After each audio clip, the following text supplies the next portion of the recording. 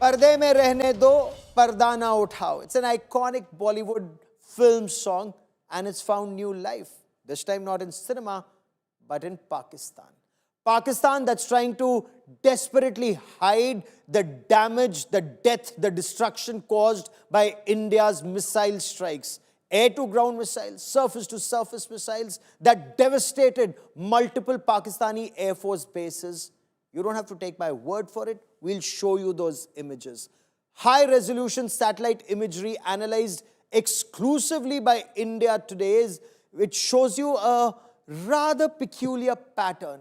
Pakistan is using camouflage nets and tarpaulin to cover its military losses as it tries to rebuild some of these bases and some others where we are told that there have been losses of life and in large numbers. Pakistan is not even trying to retrieve their bodies anymore. It's just burying those bodies and the hard truth that we uncover here.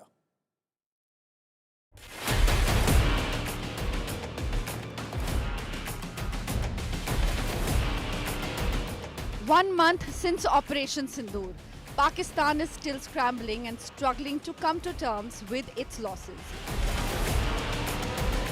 Fresh high-resolution satellite images analyzed by India Today reveal how Pakistan is trying to hide the damage to at least 3 military sites hit during India's Operation Sindoor.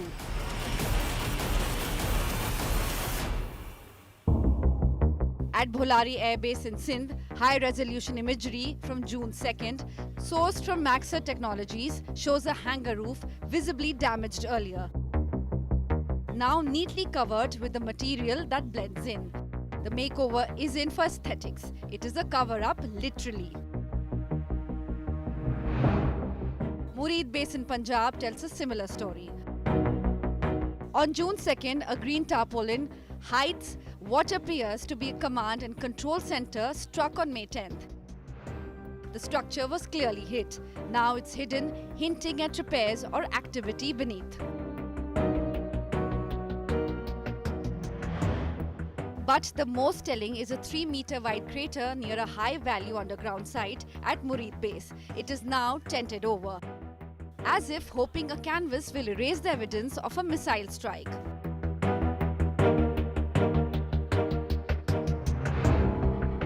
Jacobabad's PAF base Shehbaz, home to Pakistan's F-16s, also show signs of cleanup. A June 4th image reveals partial roof covers and missing debris that was visible in earlier May 11th shots.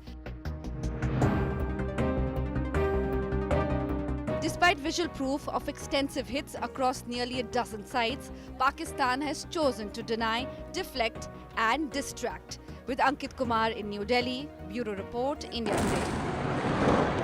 Attack हुआ है नूर Khan base पे. You know, Pakistan wants this entire conversation only to be about what happened on the first day, that's the 6th and 7th night. But take a look at what happened on the last day. Pakistan may have perhaps scored a point or two in the first game, but it was game, set and match for India. And how?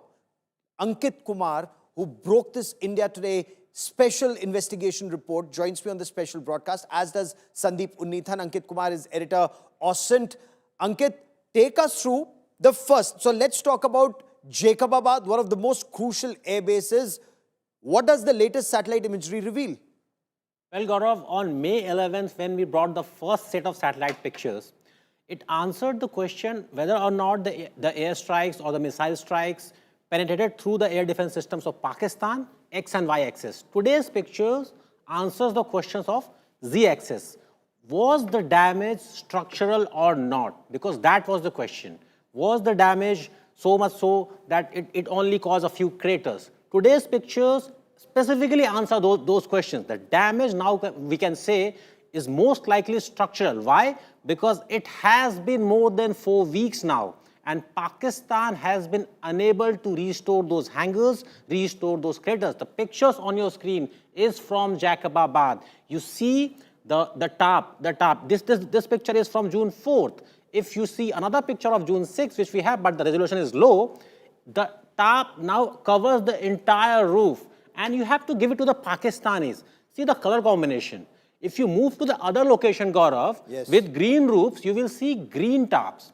With grey, with grey roofs, you will see grey tops. So, Pakistan is definitely trying to conceal what has been happening underneath, and it also answers the questions whether the attack was able to cause structural damage to these structures or not. The answer is positive. Structural damage. Sandeep, initially Pakistan said, fine, India may have been able to lob a couple of missiles, may have been able to break through some of the air defense systems, but now the truth emerges, the kind of damage caused at these air bases, and we'll talk about all 11 over the course of next several days, but talk about Jacobabad first, Sandeep. Well, Gaurav, Jacobabad is one of the most important PAF air bases. It hosts two F-16 fighting Falcon squadrons there, and it's very, very critical from Pakistan's point of view. That is where literally the fighting edge of the PAF is located, and as the Indian Air Force believes, there were a number of aircraft that might have been destroyed in those attacks that you see. The aircraft that were parked inside the hangar there in Jacobabad, those would have probably been destroyed.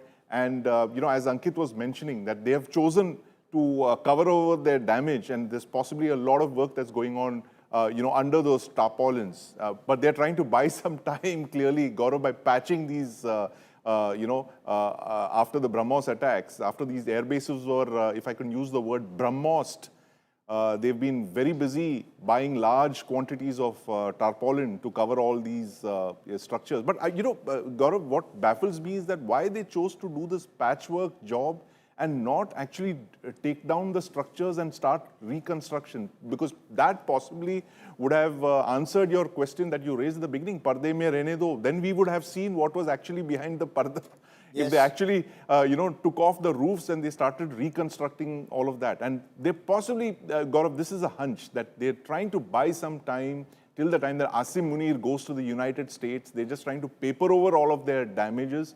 And then they will, possibly start formal reconstruction of all of this damage. Let me bring in Air Marshal Sanjeev Kapoor into this conversation, former Director General of Flight Safety of the Indian Air Force. Air Marshal Kapoor, as you look at these latest images, satellite images that India Today has accessed, and Ankit Kumar, our editor, Osint, has been spending a lot of time analyzing these images. Were the strikes symbolic or substantive when you look at these images at Jacobabad, at Murid? What emerges, Air Marshal Kapoor? I just heard both Ankit and Sandeep. It is much more than token strikes. And in your program, the very next morning on 11th, I had covered that this strike, this precision strikes, has brought them to the knees in just 90 minutes. The talks that we will, finish India in 48 hours to asking for ceasefire. Like Sandeep just covered, the three bases, I was just watching the program, the three bases, that is Bhulari, Shahbaz, and Murid, that I saw in your news clip of India Today, are very important bases. For the benefit of your viewers, the Bhulari holds a wax. Sir, I'm coming to Bhulari in just a moment. I want to stay for the moment on Jacobabad, on Shahbaz. Coming to Jacobabad, like Sandeep covered, it has two squadrons, and more important, it has got radar control, command and control center. Other than F-16s, Jacobabad, the airfield is called Shahbaz, and it has got both F-16s and as well this. So it is confirmed that the radar sites were hit, and there was a 100 feet wide radar hangar canopy that has been blown off, which apparently is being covered now. Now, how they go about repairing this thing, how they go about, salvaging this thing, because to do this kind of a patch repair is basically to avoid satellites. So they must be, using the concept of satellite passes so that to avoid any satellite picture, and in that period, put the workforce to restore it. When the satellite comes, put it with the camouflaged tarpaulin to cover. That's my guess. Because if they open it totally wide, it's going to take months, and that will be obvious to the... So they're playing to the gallery, both internally and to the external agencies, to say that very minimal Ankit, or no damage was done. In today's day and age, you cannot hide anything. Battlefield is completely transparent. And we've spoken of Jacobabad because that was one of the NATO air bases. That's where the F-16s were, along with the JF-17 Thunders. But let's talk about Bhulari. In Sindh, the newest airbase, 2017 onwards. But Bhulari, and if I may, that isn't just about aircraft, it's also about radars and bigger damage, more massive damage and losses of lives. What can you tell us through that satellite imagery, Ankit? The fashion sense of Pakistan military at full display here, Gaurav. You see the tarps that we saw in the previous pictures, they're of a different color. You see the matching color tarps deployed at Bhulari. Perhaps the most modern, the latest of Pakistan's air bases in Sindh, close to Karachi. You know, from when we analyze the pictures from May 10th or May 11th rather, the most extensive damage that was seen was at this place. The damage was extensive. And that is why the size of the tarps here is perhaps the largest. So Bhulari and along with Jacobabad, you know, Gaurav, has definitely suffered structural damage. I keep repeating it. The damage is not just symbolic. It's not just one crater. It is structural damage. There are likely to be aircrafts inside those hangars. Pakistan will never admit it, and the structure is so much so that even after 4 weeks, Gaurav, even after 4 weeks, they have been unable to restore it. Unlike Sargodha, unlike Rahim Yar Khan, these three bases have suffered structural damage as far as we can tell. Air Marshal Kapoor, Bhulari, something that you were also talking about, their latest airbase, somewhere down the line. Even Pakistan, one of the retired air marshals conceded that they'd lost a Saab airborne early warning command and control system there. Apparently, they've lost some F-16s and there have been massive losses of life. But from the imagery and the intelligence inputs that have come in and through public sources or open source intelligence, what's the bigger picture you're able to piece together? In my assessment, the VAX, that is the Swedish aeroplane, has been taken out totally, the SAP 2000. For the benefit of your viewers, what I was reading somewhere, that these are the Jordanian manufactured hangars. The Jordanian government years back had helped Pakistan. See, most of the infrastructure there which they have developed is with help, aid, and seeking expertise from their allies. So I'm sure with this strike, this picture that we are seeing, the core, the foundation, the pillars of these hangars would have also been weakened to a great extent. Now that call they would have taken as to restore the similar one or to replace them, but it is correct that 3 to 5 F-16s were damaged here, and it is confirmed from the reading which I have done, about 6 personnel of Pakistan Air Force have lost their lives at Bhulari. So this is what I have read. You know, these images, Sandeep, were first flagged by geointelligence expert Damien Simmons. Intel Lab had the initial images. Now we are also looking at them way closer. When you look at these images, the losses that Pakistan Air Force suffered, more than just their prestige, it's their fighting capabilities. And this is the area in Sindh, they've lost radars that will impact them not just on land, but even in the Arabian Sea. Absolutely, Gaurav. And this is part of the larger strategy of raising the costs of, supporting terror. That if you thought that, terror, carrying out terror attacks against India was going to be a low-cost option for the Pakistan military, we are just seeing the clear evidence of that being a very high-cost option. Of course, the tarpaulins are very low-cost, Gaurav, but what they are covering is millions of dollars worth of damage. As the Air Marshal mentioned, that you've knocked out a area on the ground, there possibly F-16s, all of there that have been destroyed. And all of these, Gaurav, seem to be BrahMos hits. We've spoken to Dr. Shivtanu Pillai, and he's just told us how devastating the BrahMos is in steep dive. It carries a 200 kg warhead. It dives directly onto the target and it explodes. And you can imagine the blast force of, a quarter of ton of high explosive, pre-fragmented explosive exploding in that thing. It would have shattered everything inside those hangars. And that is what, these hangars were not empty, Gaurav. Yes. Pakistan has a limited number of air bases and a limited number of hangars, and it has a lot of aircraft which it has to park on the ground. They have maintenance cycles, all of that. And that is the reason that the Indian Air Force chose to strike at all of these hangars, because those hangars had aircraft in them, Gaurav, and that is something that the Pakistan Air Force is trying to hide very desperately. And that song, again, Parde Mein Rehne Do. पर्दा तो हम उठा के रहेंगे, and that is what Ankit has been doing non-stop, Ankit, because Murid in Punjab, the Murid Air Base in Punjab, and for the benefit of our viewers, striking Pakistan in its Punjab province is striking right into the heart of the enemy, and not just once. You did that in Bahawalpur, in Murid, and those of us who've been one, victims of Pakistan's state-sponsored radical Islamist terror, two, reporters who've been covering it, we've seen talk of all this happening, but Ankit, you are reporting the impact of it happening, not just at Bahawalpur and Murid earlier, but Murid Air Base now. Bring us details. Gaurav, for me, this perhaps is the most important picture. Remember, Pakistan so far has not acknowledged loss of lives of its Air Force officials or anybody else. Now, look at this picture carefully, the next picture. You will see the building that has been hit, Gaurav, covered with green colored tarp. It is not a hangar. It is most likely a command and control center. Now imagine in a warlike situation, which was there on May 10th, a UAV base where you have trained officials who operate your UAVs. Where will they be? They will be at command and control center.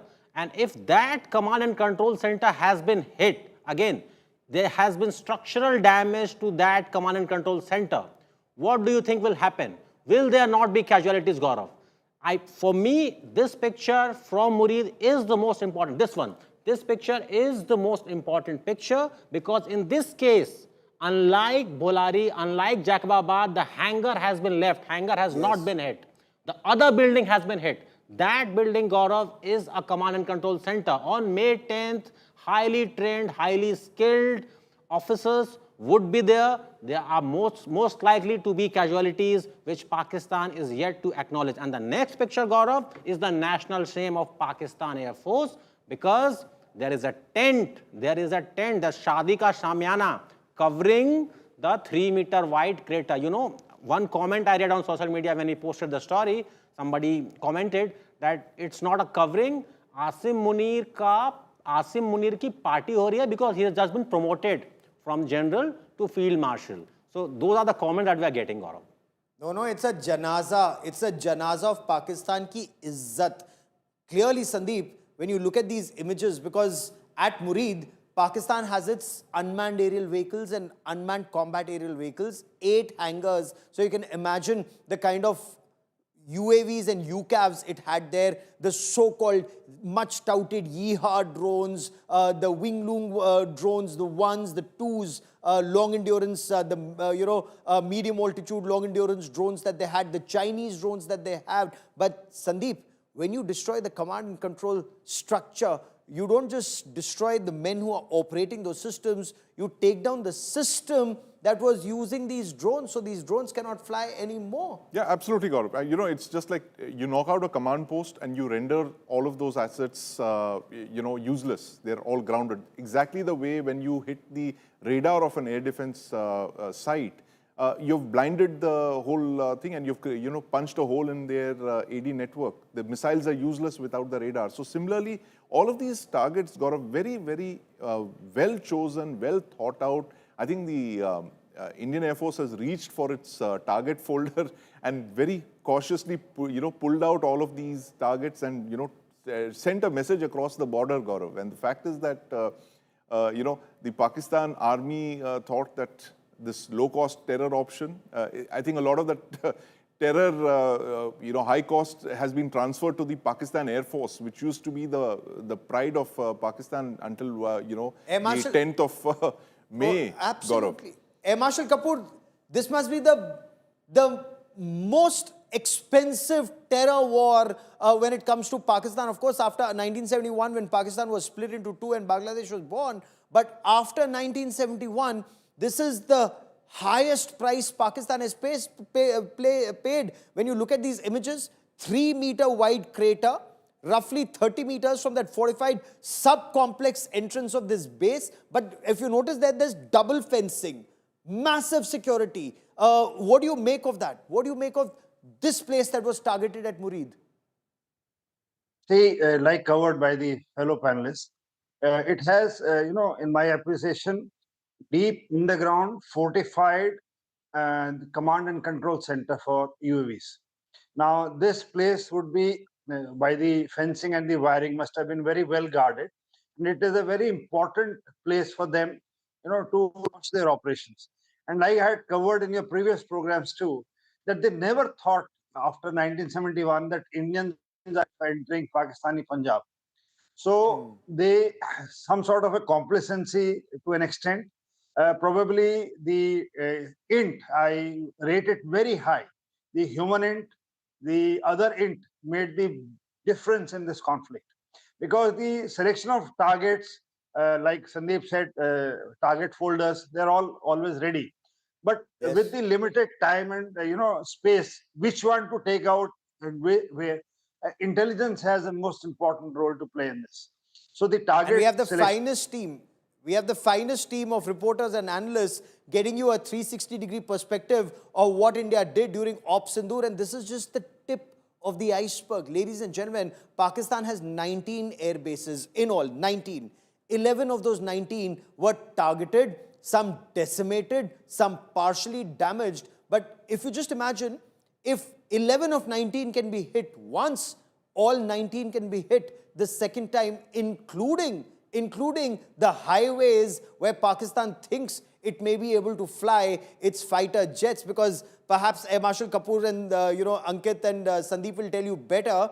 That too is in that target folder, and we'll be tracking that story very, very closely. Stellar work, Ankit. Keep it up, Sandeep and Air Marshal Kapoor. Many thanks for joining me here on this India Today special broadcast. We'll get you more air bases. We'll get you more bombs. The 7 delegations with 59 leaders and diplomats who visited 33 countries seeking to expose Pakistan's state support to radical Islamist terror. The delegations are back. The teams have met Prime Minister Narendra Modi. He complimented them for putting India's voice forward. India, we are told, is also seeking that Pakistan be put on the Financial Action Task Force grey list. What was achieved and the challenges ahead. Joining me on India First is Ravi Shankar Prasad, senior BJP leader, former Union Cabinet Minister, Member of Parliament from Patna Sahib Lok Sabha seat. Sir, welcome. You led the all-party parliamentary delegation to France, Italy, Denmark, England, Brussels, and Germany. Sir, your assessment, did India's global outreach after Operation Sindoor achieve the strategic objective you set out to achieve? Or is there merit in some in the opposition saying it was more symbolic than substantive? First of all, you need to understand that this kind of global outreach, conveying the diversity of India's polity, something very rare. I don't recall, maybe in 71 they would have been there, but not of this scale. I remember Atalji had gone to Geneva with Salman Khurshid, then External Affairs Minister, in the regime of Mr. Narasimha Rao, the Prime Minister. But this was a remarkable, I would say, exposure of India's polity. We had gone there with the good wishes of 1.4 billion Indian people. When I used to introduce my team, Amar Singh of the Congress Party, Priyanka of the Shiv Sena and others, they used to marvel that this kind of unity, very clearly they acknowledge that they are opposed to us, but here we have come to speak in one voice about the voice of India of sanity, of amity, but also determination in the fight against terror. This was deeply appreciated. The second point which we conveyed in unmistakable terms, that we have not come here to seek your aid. India is competent to handle Pakistan, which we have handled in 4 conventional wars and also in this war against terror. But we have come to convey that terrorism being promoted by army generals in Pakistan as a deadly nexus is a cancer for the whole world. Oh, absolutely. If you see the terror attack in Mumbai or in Delhi or in New York or in London or in Brussels or in Germany, there is either a Pakistani terrorist or there is a terrorist trained in Pakistan terror camps. This is very, very important to be appreciated. Therefore, we are capable of taking care of Pakistan. We'll do it again, but you need to be on guard. And this menace of terrorism is against democracy, against humanity, against civilized existence, and above human rights. Okay. Just two quick points more, then I will take on your further questions. Okay. Europe is the seat of a lot of human rights. And we conveyed, yes, we all acknowledge human rights. Do the victims of terror have human rights or not? That young widow married 10 days ago with that Navy officer Narwal, does she have a human right or not? This human right debate has to be contextualized also in the context of the human right of the victims of terror. That we had come to forcefully convey. And yes, we were given a very patient hearing. The entire Europe was one in solidarity against India, against Pahalgam tragedy. Against Pahalgam tragedy. And all this happened also, Rahul, because of the growing economic clout of India. India became a fourth economy during the Pahalgam crisis. India's digital power, India's digital transformation. They were deeply impressed by that. And I could see everywhere in Europe a very keenness to economically work with India as well. So they want to work with India. They're keen to engage deeply with India. But in your meetings, not just in Germany, but with other European countries, you know, you were talking about human rights, given their caution about escalating tensions between nuclear-armed India and Pakistan. Did European leaders or their think tanks have reservations about India's kinetic response? The Operation Sindoor, first against terrorists, and then when Pakistani army tried to target our military bases, targeting 11 Pakistan air bases and multiple radar stations and centers. Did you address those concerns? We used to explain to them as to how we were never the aggressors in any of the conventional war of 48, 65, 71 and Kargil war. Then we explained the 1,000 cuts policy. And we explained Pakistan has been ruled by generals 10 years Ayub Khan, 7.5 years Yahya Khan, 11 years Ziaul Haq, 9 years Mr. Musharraf, and how long Mr. Munir, who was crushed in the field but got himself promoted the field marshal. But a larger issue we need to convey, India is a sober, saner power. No nuclear blackmail, no first use. But the world needs to understand that we should not recognize the nuclear blackmail of Pakistan. And this the world appreciated. There was no nuclear threat at all in this war, regardless of all their tall talks, which we are able to explain. One thing more which we conveyed to them in unmistakable terms. If the life of an American is important, if the life of a European is important, I think the life of an Indian is equally important. And the government of India is very clear, no innocent killing of ordinary Indians will be tolerated. And therefore this Operation Sindoor was a reply, enough is enough. And that enough is enough was seen in the kind of kinetic response we gave. Another thing which we very eloquently conveyed was, just 1 minute, that you in the case of operation against the Al-Qaeda went 12,000 kilometers far to Afghanistan hills and adjoining areas, along with your allies in Europe. You can go, surely. Mr. Bin Laden was caught and killed in Pakistan. If you can travel 12,000 kilometers, Indian forces have also got the right to travel 400 kilometers to kill the terrorist, their patrons, and also the terrorist camp. That's what we did. And within the country, sir, Congress General Secretary Jairam Ramesh, for example, he's calling for an all-party meeting, says discuss all the challenges posed by Pakistan, have a discussion on all of this, because his take is that your visit of all these delegations was perhaps weapon of mass distraction from the real issue. Is Mr. Jairam Ramesh fighting on the front? I hope he's an intellectual. That's what I'm given to understand. I think he understands the basic meaning of diplomacy. In a war against terror, diplomacy also plays a part. And as a representative of Indians, we had gone there as a part of our diplomatic exercise. And let me tell you, we met all the Foreign Affairs Committee, the Defense Committee of various parliaments, the speakers, the deputy speaker. We also went inside the European Parliament, apart from meeting the foreign ministers and other government officials. All of them, in one voice, deeply appreciated Indian delegation coming and meeting their parliamentary counterpart. And they reaffirmed this should continue more and more. That is one of the biggest achievements we got. Mr. Jairam Ramesh needs to see the exuberance and enthusiasm of thousands of Indians who had come to hear us by the side of the triangle in the London High Commission, in Denmark, in Berlin. Therefore, what is the problem of Jairam Ramesh? I think the problem is intra-party, on which I am not competent to comment. But I would only say that Jairam Ramesh must talk to Shashi Tharoor, to Mr. Anand Sharma, to Mr. Manish Tiwari, to Mr.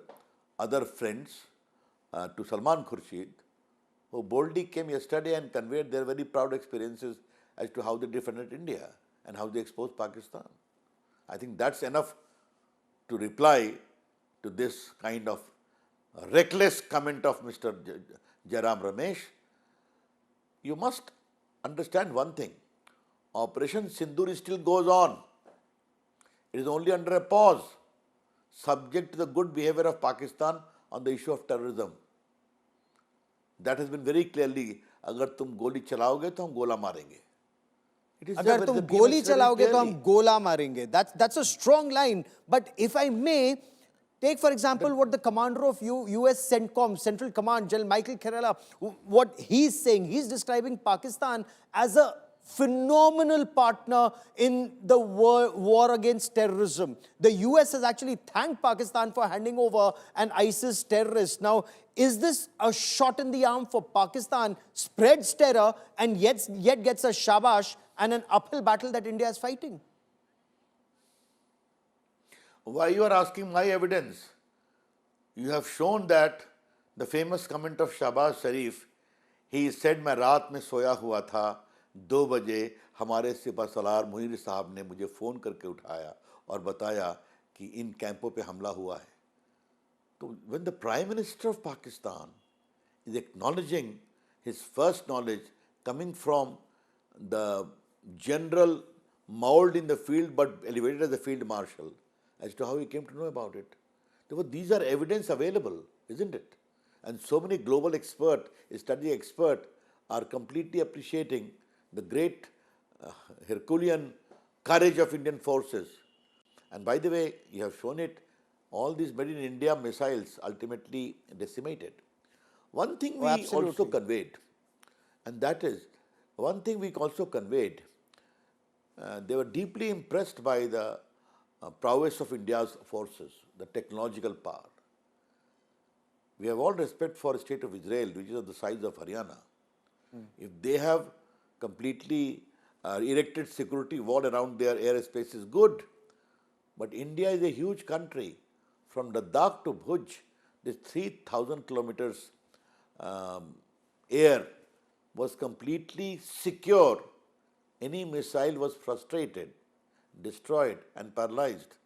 And once they did not listen, and we told the world that when we, in the first instance, from 1 o'clock till 1:25, around 20 minutes, we only destroyed the terrorist camp and told them in the morning कि आपके आतंकवाद को हमने खत्म किया है. This for information. But Rahul Gandhi or the Congress party, on the other hand, if I may say, you alerted the Pakistanis. That's what the Congress party is saying. But that's not all. Leader of opposition Rahul Gandhi went to the extent, and you've heard him, I'm sure, Narendra, surrender. and the Prime Minister said, Ji Hazur. Sir, you were overseas that time. Does that weaken India's united stance in that war on terror? What's your take on that? In the entire part of the world that we went into, and I addressed press conferences myself in London, to Rome, to Brussels, to Berlin, everywhere where we went, we addressed the media. And talking to all of you, you have trained us enough to take on the world media as well, isn't it? In a foreign land. We took all their questions and they had no questions at all. When we explained, is the life of Indian less important than the life of an American, or do you acknowledge that it's terrorism or not? We showed them the evidence as to how the attack on London Tube and the knifing incident just in front of the Whitehall all have the footprint of Pakistani or Pakistani terrorist. Therefore, Rahul Gandhi is irrelevant there. But if Rahul Gandhi gets it heart gladdened by his frequent appearances on Pakistani television and clapping there, I can't help. But the larger issue I would like to flag here, Mr. Kanwal, is this. Rahul Gandhi is now the leader of opposition. Not by any capability or ability, but because of family connection. But it is a very responsible post he is holding. Does he think that he need to be more sober, tempered in his utterances? Should not demean India by these kind of words. I know he has a problem with Narendra Modi. In simple word, आप यहाँ कैसे बैठे हुए तो मेरी जगह है. But this sense of entitlement is no more there. He is being defeated with alarming regularity in elections after elections. Lok Sabha third time, then Haryana, then Maharashtra, then Delhi, and now in Bihar too. लेकिन हम क्या करें? अब जनता उनको vote नहीं देती है तो हम इसके लिए क्या करें? That Bihar challenge is something where I look forward to interviewing you once again. But Ravi Shankar Prasad, for joining me here on this India Today special broadcast. Many thanks, and thank you for representing our country overseas and putting India's point of view across the world. Many thanks, sir. Thank you, Rahul. Thank you. I now want to quickly cut across and bring into this conversation Ambassador Harshvardhan Shringla, former Indian ambassador to the United States, former foreign secretary, member of the MP's team that visited Saudi Arabia, Kuwait, Algeria and Bahrain. Ambassador, welcome. How challenging was it for you, Ambassador, and of course Mr. Bijayant Panda and that entire team? You visited countries that some of them at least were traditionally considered very close to Pakistan. Were they sensitive to our concerns on Pakistan's state-sponsored terror? So I was in the delegation led by Bijayant Panda ji. And this was the delegation that visited mainly the Gulf countries, Saudi Arabia, Kuwait, Bahrain, but also Algeria and North Africa. Yes. The delegation had some very veteran politicians, people like Ghulam Nabi Azad ji, people like Osaduddin Owaisi, people like Nishikant Dubey. So I think it was a delegation that was representative of the political spectrum in India, but also a sort of diversity that India represents. And as we went into these countries, we did realize that, and you're right in saying that Pakistan has had historical links. They've got a lot of their focus diplomatically has been on the Gulf region. So we did understand that, it was a sensitive region and we had to handle it, accordingly. But what we did find, and in my own personal experience, is that the last 10 years or so have made a world of difference in the way these countries view India. The fact that Prime Minister Modi has cultivated very close ties with the leadership of all of these countries. Bahrain, for example, they said that no Indian Prime Minister had visited Bahrain until Prime Minister Modi visited it in 2019. Kuwait and Saudi Arabia have awarded the Prime Minister their highest awards. So the relationship has undergone a sea change, and the way India is perceived has changed in these countries. They see India as an economic powerhouse, fourth largest economy, a place for investments, but also in their vision of an uncertain world, India is a responsible player, one that can support a multipolar global order. But And, sir, were they convinced about the need to call out Pakistan and Pakistan state-sponsored terror, and were they willing to use some of the leverage that some of these countries have on Pakistan? But they've been giving money to Pakistan. There are countries that will be on the Financial Action Task Force. so, as I said, I think, on the official side of things, these countries have always been very careful to remain equidistant, not just between us, but with any countries in the world. They do understand that, they have huge economic interests, that, they are vulnerable security-wise. Any disruption in terms of security, in terms of a sort of conflict will impact on them. So they're not, they're averse to any situations in which they can have a sort of take any sides or have any overt preference. But as I said, informally, their messaging was very positive. I think they said that your message is a good and strong one, and that we have taken very careful note. So from that point of view, I think they were receptive. So there is a difference between an official and a sort of a public point of view, and one that is at a level which is personal and private. Sir, the opposition has questioned the outreach of your team specifically, especially when Kuwait is perhaps close to a 2-decade-long old visa restriction on Pakistani workers at a time that we had reached out to Kuwait trying to expose Pakistan state-sponsored terror. So, you have to understand that Kuwait has 10 lakh Indian citizens, the largest number of expatriates from any country. By far, Pakistan probably has at most 1 million. And for quite some time, there was a restriction on visas given to Pakistani nationals. So it's not that they are going to suddenly open the gates. They will now issue visas, but they will be careful about the visas they issue, because they understand the nature of the Pakistani issue, that a lot of people who would come in might have criminal, radical, or extremist connections, and that this will be detrimental to their own security interests. So I don't think they're going to open the floodgates of Pakistan, and our preponderance in terms of the expat community will continue to remain. The Kuwaitis were very laudatory of the contribution of the Indian expatriate community to their economy and to their development. Sir, but how do you read the statement of General Kurilla, for example, the CENTCOM commander, on Pakistan being a fabulous ally in the war on terror, or the statement of Ambassador Paul Kapoor, someone who knows this region very well, but talks about working with Pakistan and with India? And just today, a Pakistani origin terrorist was handed over by Canada to the United States of America. And this kind of conversation. So Paul Kapoor, of course, is someone who has been a scholar on the region. He's a noted academic. He's been with the RAND Corporation. He's written a number of books on the region, including jihadi Islamic militancy. Yes. So he's a person who understands the region well.